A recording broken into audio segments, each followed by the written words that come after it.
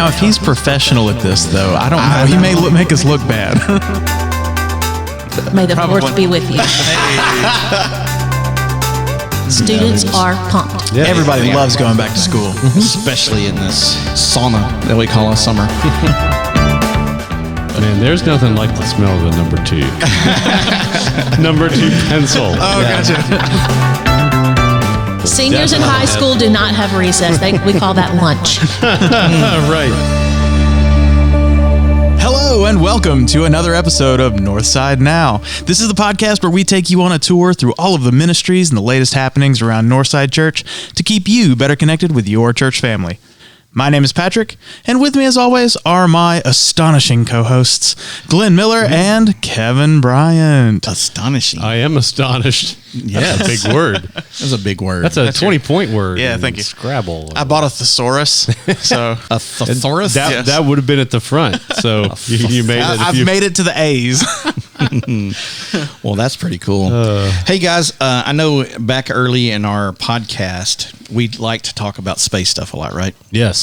So with all the talk about everything moving from oil-based things to battery-powered. Okay.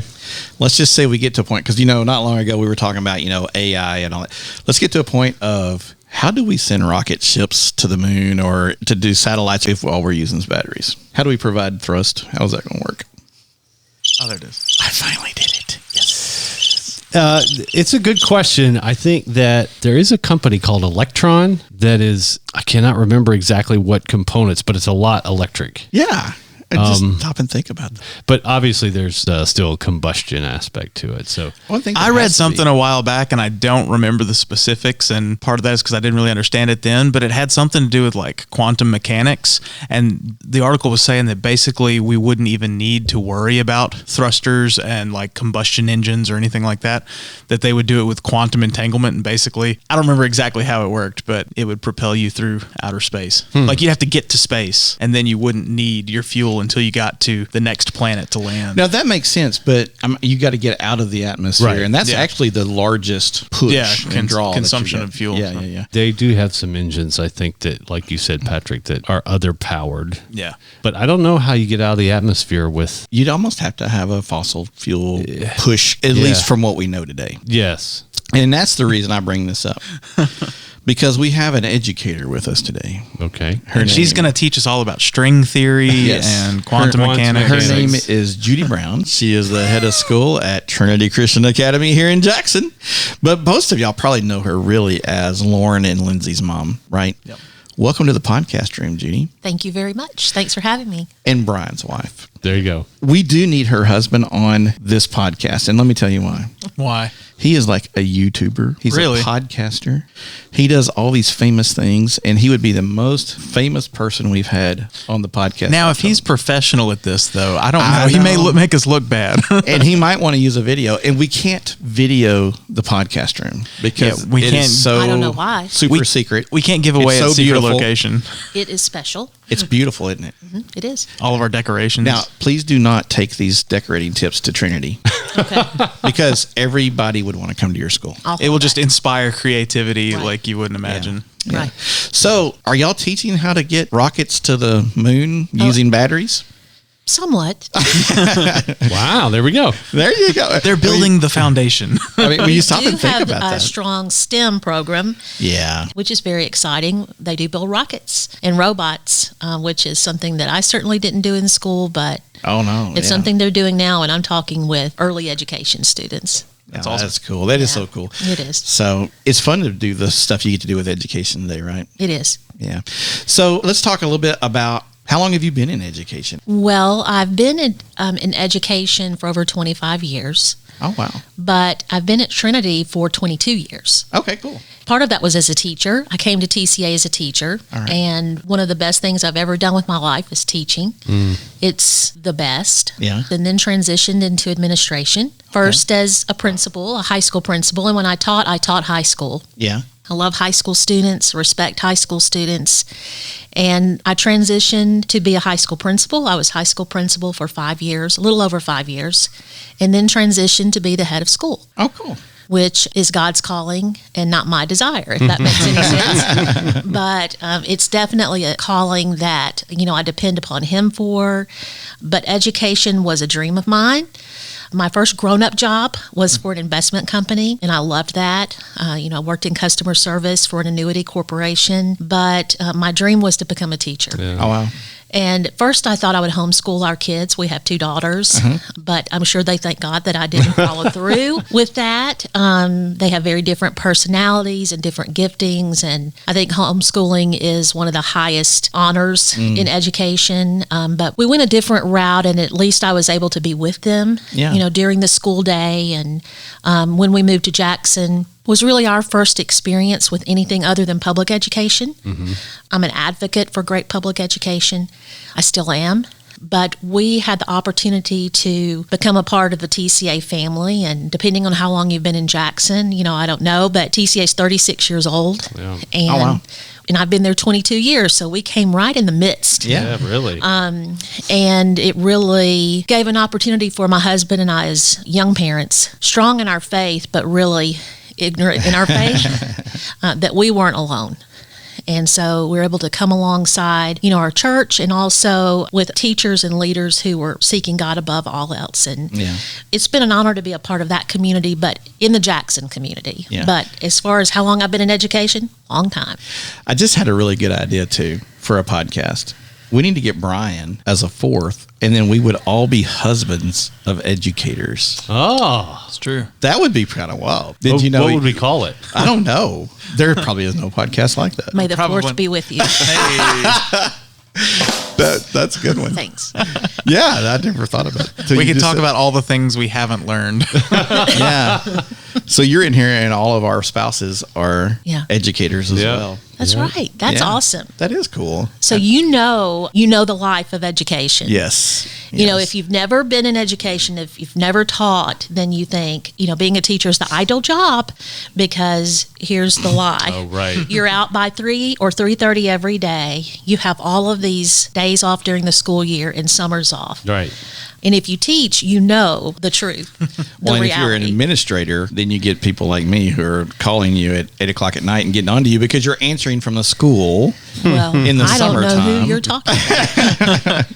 I mean, it's like my wife who does special ed, and she comes home sits on the couch with a computer in her lap, and she has to do all this paperwork. So, yeah. Sometimes when you get home is when the work begins. Yeah, it does. Right. It does. Exactly it. Yeah. So cool. Well, we would love to have you talk a little bit today, because we're about to start back to school. And it's coming. I know the kids are just like, super excited.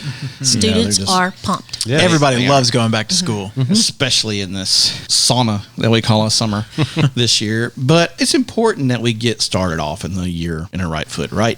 So what are some things, just a few things that maybe a family can do as we're roaring in here just with the next couple weeks to 10 days to start school off on the right foot from the school's point of view, from the teacher? What are some of the things that we can do to help our kids get ready for school? Well, how I would answer this question now is very different than I would have at one time. So I'm giving a little bit of retrospect, hopefully some wisdom, giving some advice on what I wish I had done as a parent. Yeah. And sometimes I did, but I really missed the mark in a lot of areas, really trying to prepare our girls for the first day of school. And I'm one of those people that school supply shopping really fills my bucket.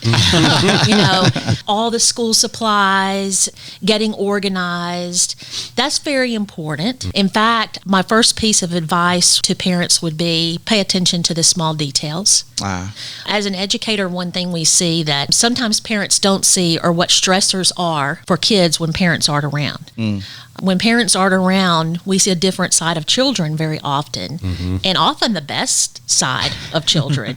Children are really easy, but small details can unnerve them, especially in the beginning of a school year when everything is new. They may have teachers they've never had before. They may be going to a school they've never been to before. They could be in a classroom with other kids they don't know at all. And so details are grounding There are certain things in life we cannot control. In fact, most of the things in life we cannot control. There are certain things we can control. Yeah. We can control if we have what we need for the school day. We can control if our children are fed. Right. If our children are clothed and safe. And those are things we can never take for granted. Yeah. You know, we're so fortunate, but for some children, this is a dream and a luxury. Yeah. And so I would say small details are more important than you think. Yeah. In the small detail of doing what you can to set boundaries and expectations for our kids as they begin the school year. And so school supplies matter. Yeah. You know, Yeah. you know, if they don't have them, teachers are going to fill the gaps. The Sure. school will fill in the gaps. Yeah. But it helps students feel ready and prepared Right. in a lot of unknowns. That's just a very small thing. Other ways we can prepare our kids. We need to encourage our kids. Sometimes we as adults don't realize how much our kids worry. Sometimes they don't act like they hear or listen. We tend to think they don't know what's going on in the world, but they have a perception of what they've heard or seen, and very often it's internal. And so one thing that we can do as parents when our kids start school is to take time to talk to them, and that's whether they're homeschooled or in any formal school, but to ask them, you know, what are some concerns that you have? And, you know, to really open that dialogue with them and build that relationship. So hopefully they'll share. That's something I missed the mark as a parent. You know, maybe it's because I was an educator and so I was all about the checklist and everything. Did you do your summer reading? Do you have this? Do we have the right clothes to wear? Or your schedule's intact? But really, what are your concerns? And how can we encourage our kids to set them up for success? And I think one of the best ways we can do that is to encourage them. We live in a world of comparison. Yeah. Now more than ever. Right. And it doesn't help our kids when we are comparing them to everybody else. Yeah. And so one way we can prepare our kids for the new school year, no matter how old they are, you know, so I'll go back, pay attention to the small details. Set some boundaries. You know, what time are we going to get up and leave for school? What's bedtime? What are some things you're worried about? And it might surprise you. And what seems small to us could be a mountain for them. Also, encourage them that you're there for them. They can come to you when they have concerns, but also encourage them that you're not expecting them to be like anybody else. Yeah. And that's also someplace I feel like I missed the mark as a parent. I didn't think I did. I thought I was really on target with that.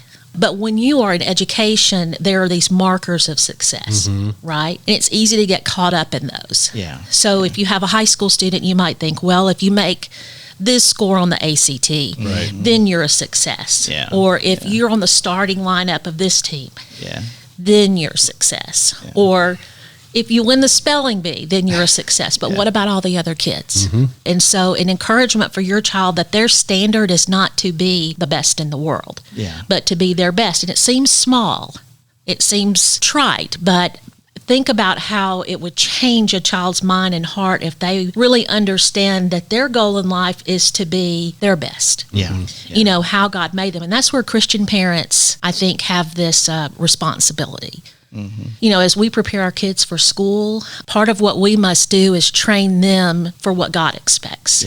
And so I don't want it to sound simple, because if a child's doing their best for the Lord with that Colossians 3:23 attitude, do everything we do as if we're doing it for the Lord and not for men. Those aren't just quotes. You know, it really changes things when the student doesn't meet those world markers of success. And so I think that's one awesome way to encourage them. And for us as Christian parents to remember that our kids are not perfect. And no matter how much, even if we poured scripture into them night and day and pray over them night and day, they will struggle. And so to be prepared for that, of course, the educator in me wants to say, have them read. And that's important too. You know, have them think, give our kids the freedom to ask questions. I still remind myself, and my girls are all grown up, that as Christian parents, part of our job is to help our kids realize who they are in the eyes of God. How He made them, what's His thumbprint on their life. And for parents, I would give you this word. It's been a humbling word for me, that God's calling for our children is rarely our desire for our children. And for parents to kind of get their priorities in order with God first. And I do believe that our kids will follow, rocky path. It typically is. But when our kids see parents doing their best to honor God, even though that's a rocky path for them, then it grounds them. That's one of those small details we can give them, other than pencils and school supplies. You know what a pencil is, Patrick? I know what a mechanical pencil is. Well, it's still a pencil. Well, I remember, speaking of pencils, because I was actually thinking about this while you were saying something here just a second ago, talking about comparison, is in elementary school in Farmersville, Texas, we had a pencil machine, and you could drop, I think, a dime in it at the time, and you'd get a pencil. Really? Yep. And one day they put off some NFL pencils in there, and I got like the Cincinnati Bengals the first day. And you traded. No. That was his favorite team. I did destroy my piggy bank trying to get a Dallas Cowboys pencil out of that thing. So I did end up trading and giving away pencils because I had like 300 in my little cigar box in my desk. Man, there's nothing like the smell of a number 2. A number 2. Or the cigar when you're in the second grade. Was that a joke? Number 2 pencil. Oh, gotcha.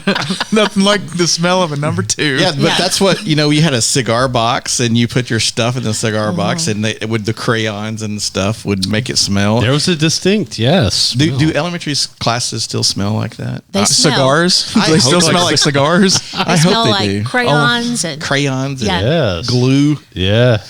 and pencils and that eraser smell. Mm-hmm. That's great news. But do y'all have recess? well, it depends on the age. Our little ones do. Seniors in high school. Seniors in high school do not have recess. We call that lunch. Right. Well, see how things change. There was an open campus when I went to high school. We could get in our cars and leave the school and come back. I mean, everybody 9th through 12th grade could do that. Yeah, we didn't have that. That We was, did. yeah. If we were closer in the city, that would be great, but we don't have the time. It would just Yeah. eat the entire school day. Oh, it'd be horrible. You Yeah. couldn't do that today anyways. That would be horrible. I was homeschooled and I didn't get to do that. Yeah. I'm so sorry. But things change. I mean, now kids, they don't have cigar boxes and number 2 pencils with just NFL teams or whoever on them. There's a lot of stuff that comes to the school. And so when you're talking about the comparison, I mean, I hate to say this, but there will be kids in your school who are comparing who goes to what churches in this town and what they do and things like that. And so, there is a lot of comparison that goes on. It's tough on kids. Well, I think that combined with sort of the season we've had with COVID and all, we've talked for the last couple of years about mental health awareness and isolation that the kids may feel. And still dealing with some of the effects of that. Comparison is a huge component of self-esteem and how mental health looks in many ways. We've talked about that with our kids and how that's impacted them and that kind of thing. I am curious and always like to ask this question. So what does school look like? How is it different kind of in our post-COVID, or I guess it's still COVID. we three of us had COVID. It's interesting. We do say before COVID, in the midst of COVID, and not long ago I said after COVID, but like you said, I don't know if we're beyond it yet. Yeah, but, I don't. When COVID came along, I have to throw this in. I knew it was coming. At our school, we had a guest speaker in March 2020. And we had an announcement for our students. On a Thursday. We were about to go on spring break. We encouraged our high school students to go ahead and take your Chromebooks and anything you might need home. We were hearing that was on, I think, March 12th. Yeah. 2020, and just to be safe, have a great spring break, and we'll see you back the Monday after spring break. And our guest speaker, whose name is Glenn Miller, had some sassy words to say about COVID. He still has some sassy words to say about it. And I think our students did not come back. They did not come back to school until August 2020. And I've never been asked back either. And he is on speaker probation. But back to your question, Kevin, there are things that have changed since COVID. Mm-hmm. Some things are good, believe it or not. Some things that needed to change, actually COVID brought those along. There were things we were already working on, security. Mm-hmm. In all of my educational training, a pandemic never... It wasn't on there, was it? It was not on an exam, in a textbook, or even in Ed Psych, okay? And so it was the curveball of the century for us, not just for our school, but for every school. Mm-hmm. And so it made us reevaluate every policy we had. Never had we thought about students sitting too close in an assembly. We started thinking about safety from a different perspective, security from a different perspective. Also, events. Yeah. Who's in the building? How many are in the building?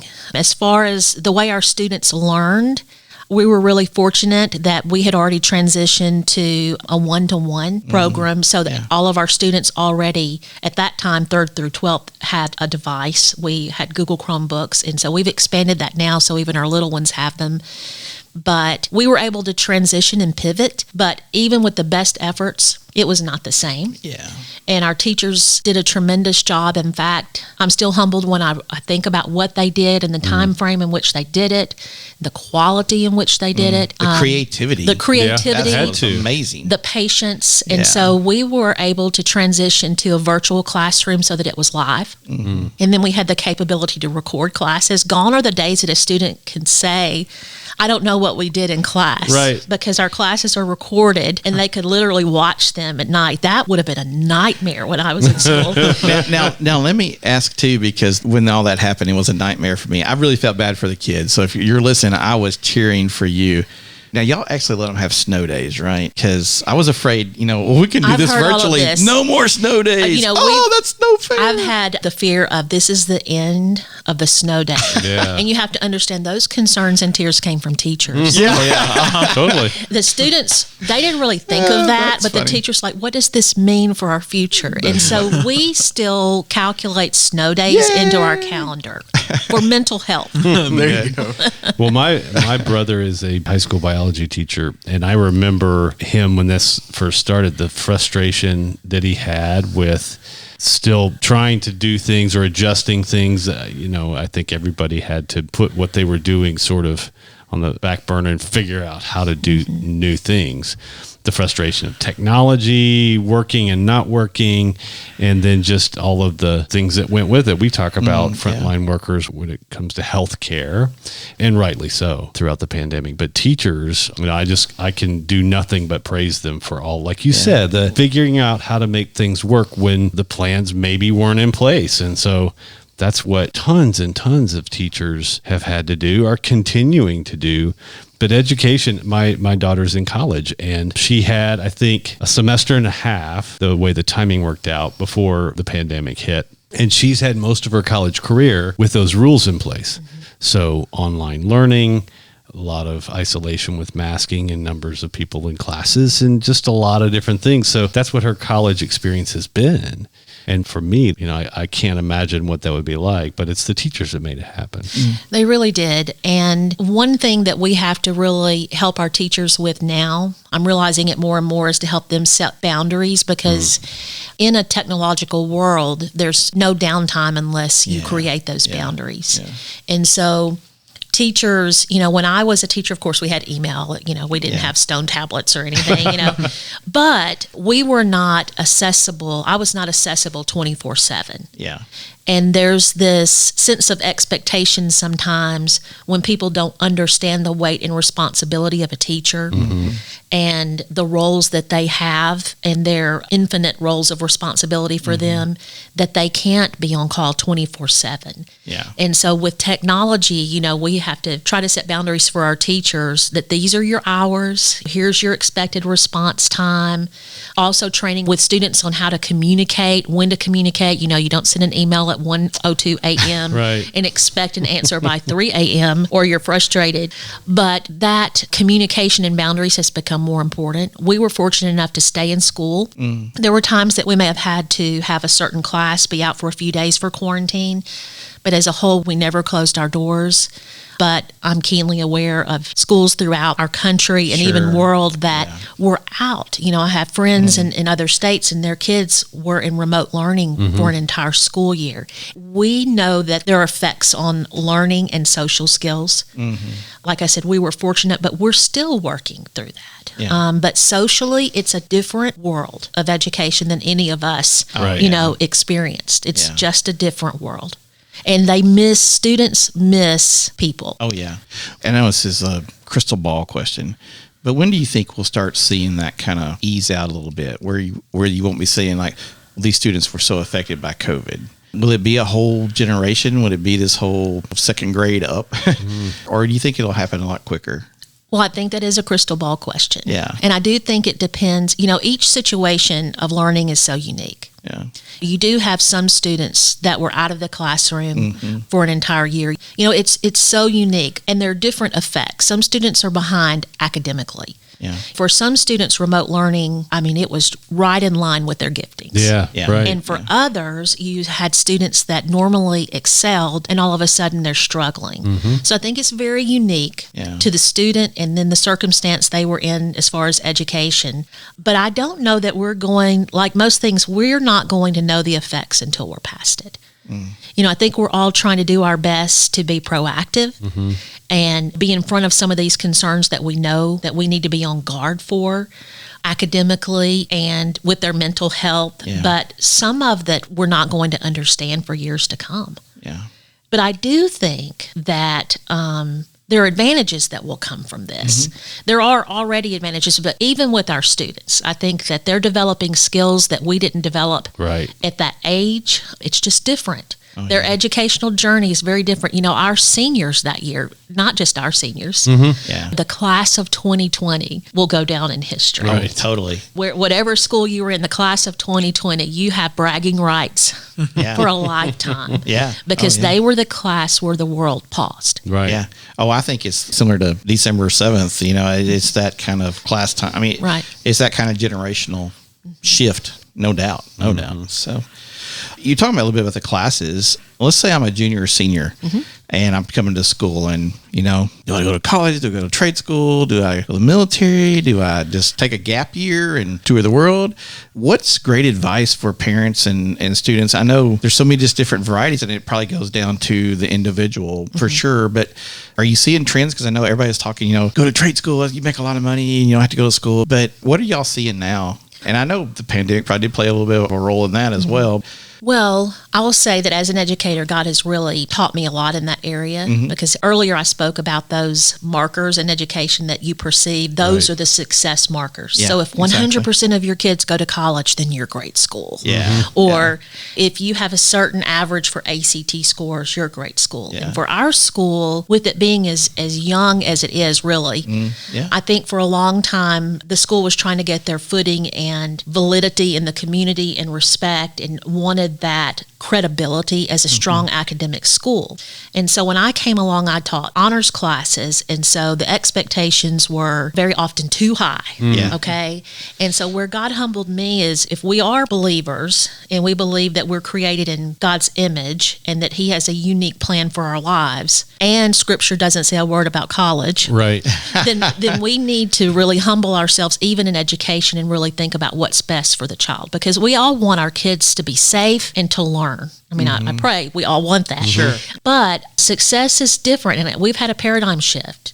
All of our students are prepared for college if that's where they choose and God so leads them. But I have seen a trend just in the past few years, like you mentioned, a few choosing a trade. And especially in independent education, I think that was very wrongly looked down upon for years, when in fact our world operates on the success of that. And so we have partnered with TCAT recently in the past few years and had really just gotten started when COVID began, but really I feel like we're doing a better job of being open to the possibility that that is just as much of a success as an Ivy League college. And so we're really trying to inspire that. As a teacher years ago, I had a student, I taught seniors for a long time, and we were doing college entrance essays, and she was really embarrassed because what she wanted to do is get a business degree or go to Paul Mitchell School of Hair. Okay. And I could so see her doing that, and what a ministry. And I was so proud of her. And she said, but you don't understand. My parents won't let me do that. They say they've invested too much and I'm too smart to do that. And I thought, what a discouragement, because she was gifted just for that. All her creativity, her sharp business mind, and her heart for ministry. And thankfully, she went on to do just that. But that's part of how God changed me. And as far as a gap year, it's not a very American thing to do. But I would have loved the luxury of a gap year. Sure. And so for those of you who don't know what a gap year is, because it's so not something we do. It's picking up some steam, It is, though. Yeah. Yeah, but where you can take a year and you could serve, you can serve others, you can travel, just have a year between making those big life decisions, because we do expect our kids to know exactly what they're going to do at age 17. And let me say, that is wrong. And we can use our own lives as an example. So we have had some students to do gap years and they've had great success. Success as far as they took that time. Some of them went and served on the mission field, traveled. Some of them did gap year experiences that you can be a part of a formal group. And then they went on to how God led them. And so honestly, people are probably going to say, I can't believe she said that, but I highly recommend a gap year. Yeah. I really do. But I also recommend being that best that you can be. And one of our students graduated a couple of years ago. At our graduation, we say how long they've been at our school, their parents, and where they're going to college and what they plan to major in. And so he was going into a specialized program with TVA. And so he said that his career was going to be helping keep the lights on in Tennessee. And everybody applauded. Yeah. Oh, yeah. Just as much as they did for the valedictorian. He was excited. We're excited for him. As far as military, that's one of our highest honors. We have had students go directly into that. It is, to me, very esteemed. Sure. And if that's the way God has created your son or daughter, I'm all for it. Yeah. We see that as a success. Yeah, that's cool. Well, and there's so many options now that I never really was aware of. Probably, well, I know they didn't all exist at that point when I was finishing up high school. I mean, you can do a couple of years at community college, and then that gets you ahead for if you decide to go to, a 4-year degree. But you might find that you're gifted in a different area than you thought in those a couple of years. There are programs that are solely online. I've been made aware of one called Bethel Tech. It's through the Bethel Church out in California, but their whole focus is coding and data related certifications, etc. It's like 18 months, but their focus is really on character, and they're getting a lot of traction with big corporations like Google and Meta and those kinds of things, because they're really looking for the skills can be taught, but they're looking for the character that they don't always find with the general workforce. And so I find that that's really encouraging. If you're a parent of teenagers, you will find that, yes, they don't fit into those boxes that you think they should, or even if you recognize their skills and talents, they may not have that desire at that point. And so as much as possible, at least in our family, we try and support them to say, you can decide what you want to do. And if college is the route, we're going to support you. If it's not, we're going to support you too. I mean, think about all of the things in our lives that we rely on folks that have not been to college to do. And I'm not just talking about food service or those kinds of things, but highly skilled people are building our largest, fastest growing city in Tennessee. I mean, if you ever go through Nashville and you see skyscrapers, iron workers are highly sought after. You see the signs here in Jackson. There's definitely training that you do for that, and you have to apprentice and lots of things. But that was eye-opening for me and sort of convicting to say, not everybody goes to college, and that's okay. It is. Yeah. What I tell kids a lot of times, being in youth ministry, is pay attention to where those HVAC fans are parking at night. They're in the neighborhood right next to a lawyer and stuff like that, So if money's like your driving force, you used to be, you won't make money unless you go to law school or you won't, be a doctor. And those times have changed a lot. Judy, I know quite a bit about Trinity, and it's a great school. And I know one of the things that y'all definitely encourage, but it's for any school and any family, is whether you have a kindergartner or you have a senior, is to get involved correctly into your school community, your school culture. How important is that as an administrator, as a teacher, to have the family, to have the parents, to have the whole family involved in the school? Well, I believe it's very important, and we have a lot of involved families. They're paying for public school with their tax dollars. Sure. And then they're paying more. Yeah. And so there is a tremendous investment And so in not just our school, but in other independent schools, you tend to have more parent involvement. And that's a very important thing. But it's also just as valuable, and I also know great public schools that have that parent involvement, and it makes all the difference. It makes all the difference for their teachers. It makes all the difference for their children. It's a level of accountability for children. Oh, yeah. When they know that their parents are involved at school, but that involvement can be really positive, or that involvement can be a negative. Yeah. I would say that, you know, as we encourage our children, I would encourage our Christian parents in the same way, no matter where you're in school, because, you know, we're to be the light, right? Yeah. Or God is the light through us. To teach our students and remind ourselves as Christian parents to be kind when we're involved, to be respectful. And so parent involvement does not equal parent control. Yeah. But parents need to have a voice in the education of their children. We see in our country now parents crying for a voice in their school systems for certain things, and some parents don't feel like they have a voice. That's their most prized, merciful asset on this earth. And so parents need a voice. But I think it's important for kids to see a trusting partnership with their parents and their school.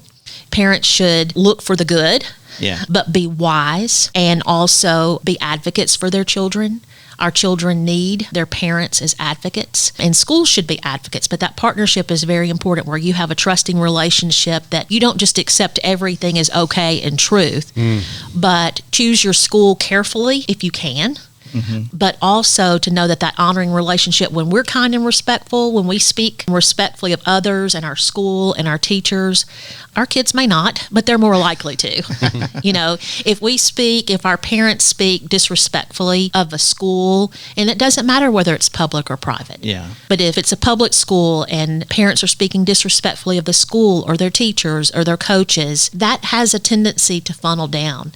That involvement should involve some healthy encouragement and helping our children understand the role and responsibility of the school. But I don't want to digress too much, but I think that involvement is critical. And we're blessed to have that, but it's a fine balance. Yeah. In your education experience, how has it expanded your faith? Well, I really thought I was a decent Christian until I went into education. And I've been humbled to my core, especially being in Christian education, because I know that what we do or we don't do can have eternal consequences or an eternal impact. And I do realize that there's no perfection in any of us, but I really began to understand the need for God on a different level, first as a parent, but then as an educator.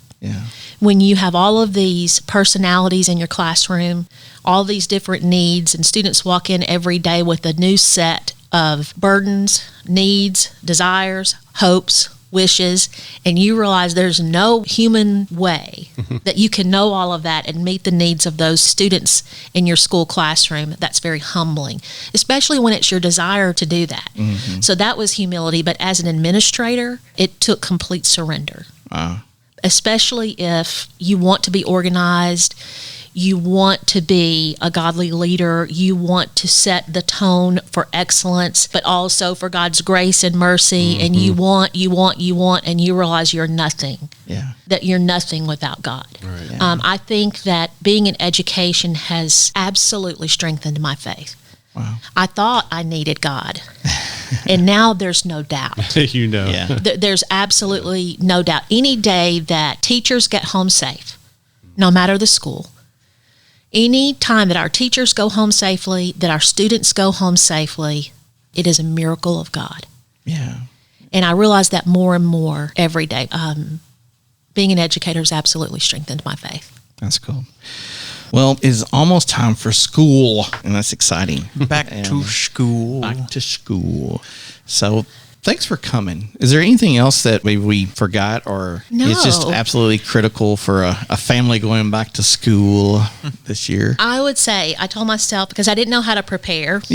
That's what makes this fun. And I'm such a nerd. I love to prepare. So thanks for putting me out of my comfort zone. But, I think as we go back to school, parents, details are important. setting boundaries, expectations, open lines of communication, all of that's very important, but especially in the climate that we left school in. For those of us who are 10-month school and everybody left at the end of May and they're getting ready to come back soon, I think there's a different level of conversations we need to have with our kids. And that's no matter the school, is that one, they walk into that classroom wherever they are knowing that they're loved by their parents. And that there's no place they'll ever be where God is not. And no matter what's happening in the world, or no matter what's happening in their lives, you know, the Lord is with them. And as Christian parents, that's a gift we can give our children. And I know that schools across our country were already on high alert with school safety before what happened in Texas in May. And for some of us, we were in the last week of school.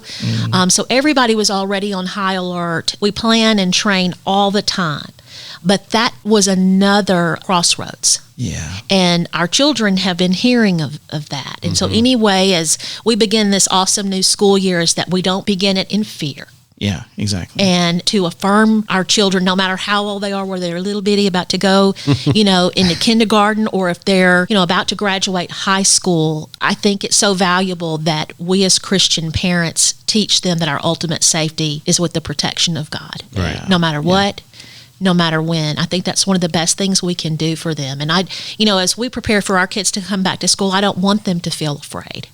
And school is a safe place. Yes, it is. It should be a safe place. It was always a safe place for me. And I would also want to remind our parents that God's mercies are new every day. Here's a scripture. It's from Lamentations. I know that sounds odd, but it's very encouraging, from Lamentations. Lamentations 3:22 through 23 says, "The steadfast love of the Lord never ceases. His mercies never come to an end. They are new every morning. Great is your faithfulness." And so as parents, hey, God's mercies are new. Every morning. They're new for us. They're new for our children. And I would say, let's get ready for a great school year, because God has great things to come. I love that scripture. And when you were saying it, that's one of those things you forgot. I'd heard that before and just forgotten, and I'm glad you said that. And that's for all the teachers out there, too. Because teachers are pretty hard on themselves. Parents are hard on themselves, and most students are hard on themselves. God's mercies are new every day. Well, in my house, I mean, just to finish up real quick, in my house, I have a teacher who's been doing teaching as long as you have, my wife. And we have a brand new teacher. Our youngest daughter will be starting her year. And do you know what all these young teachers are doing now? They have TikTok channels and they share ideas. It's unfortunately probably what Pinterest did for like Halloween. It drove everybody crazy. I think it's doing that to some of these young teachers, that they got to have their room look like this, and they got to have this cool idea, and they've got to have this over here and that over there, and they got to have this really fun way of doing the weather and this really fun way of doing, and you got to be able to smile and dance at the end of the day when the kids are gone. And I'm just like, that would make me crazy. And so it's been fun to listen to the banter a little bit, and the education, the wisdom shared in our house, and then the fun thrown in there as well. So definitely excited for our teachers and for our students going back. And Judy, thank you so much for coming Thanks in. for having me. I know it's a busy time trying to get ready to get back, and we'll be praying for y'all, praying for all schools and all students for safety and for a good year of learning and education. And it's just an exciting time to go to school. I mean, I love school, and it was a safe place for me as long as I didn't pull someone's pigtails or talk too much, which I can't believe you would even think that I would do that, but I did once or twice. He's still going. He's still going. Still going. All right. There we go. Patrick. This just in Northside news. I'm workshopping it, okay? There you go. There you go. All right, some announcements. This is the last week for our third quarter mission focus. So the mission focus this month has been the Jackson-Madison County Foster Parents Association. We've been collecting gift cards and backpacks and jackets and school supplies and all sorts of stuff for that. Drop them off in the mission bin in the hallway or bring them up to the church office. But this is the last week to bring those in. Please, please, please be sure to do that.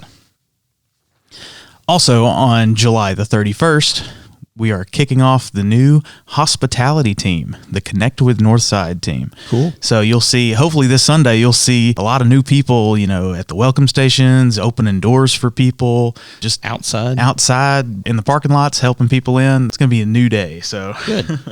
Be looking forward to that. If you want to serve on that team, you can go on the line to northsidejackson.com and sign up to be on that team. We're always looking for people to help out. So Yay. On August the 7th, is going to be Promotion Sunday.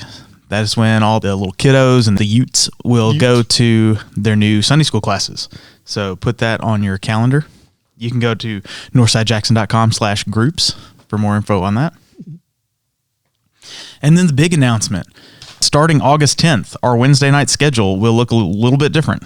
Thanks to a lot of feedback, especially from parents, that our previous Wednesday schedule finished a little too late, and feedback that the worship time needed to prioritize and emphasize prayer.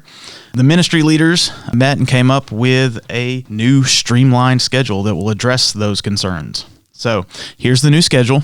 Write this down. Are you ready? Okay. 5:00 p.m. Dinner will start in Hope Hall, just like normal. There will also be an open gym time at 5 o'clock. Then at 5:45 to 6:05, so those 20 minutes, there's going to be a worship and prayer time in Hope Hall, and children's choir is also going to go on at that same time. And then from 6:15 to 7:15 is when all of our other activities will be. Connect groups, FAQs, children activities, youth activities, choir rehearsal, all that will be from 6:15 to 7:15. So theoretically, we're all out of here by 7:15, and you can get your kiddos in bed before 8 o'clock. Cool. So we're excited about this new schedule and all the possibilities that it opens. So again, Wednesday night activities with the new schedule will start August 10th. And last but not least, I know you two are aware because Glenn, you've done it, and Kevin, you help me do it every week. The feed. Y'all have heard of the feed. Yes, the feed. Yeah, so that's our sort of little announcement videos that happens every Sunday.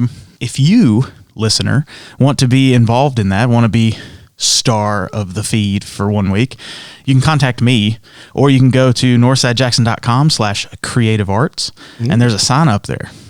That's also a new page on the website. Go check it out, northsidejackson.com/creativearts. Cool. Yeah. Well, guys, thanks for podcasting with me. And thanks to all of you out there in the world for listening. If you enjoyed this episode and you'd like to help support the podcast, please share it with others, post about it on social media, or leave a rating and review. To catch all the latest from us, you can follow us on Instagram at Northside Now Podcast. Go to our website, northsidejackson.com, or email us at podcast@northsidejackson.com. We hope to hear from you soon. Once again, this is Patrick. This is Glenn. I'm Kevin. I'm Judy. And that's what's happening at Northside Now. Bye-bye.